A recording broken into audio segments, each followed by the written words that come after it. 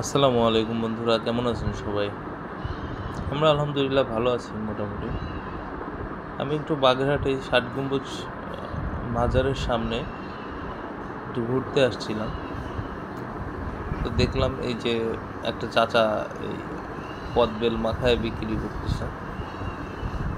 এখন ওই বৃষ্টির লাস্টের দিকে এই কদবেল, এখন কদবেলের সময়, কদবেলগুলো খুব পেকে গেছে। সবাই মোটামুটি বেশ ভালো আগ্রহ নিয়ে কদবেলগুলো কিনতেছে। এটা খেতেও ভালো মজা, খেতেও বেশ মজা। আমি এখানে দাঁড়াচ্ছিলাম প্রায় 10 মিনিটের মতো, তো দেখলাম কাকা অনেক কদবেল বিক্রি করতেছে। বেশ ভালোই কেনা বেচা হচ্ছে, সবাই অনেক, একটা ভালো ফল, টক জাতীয়,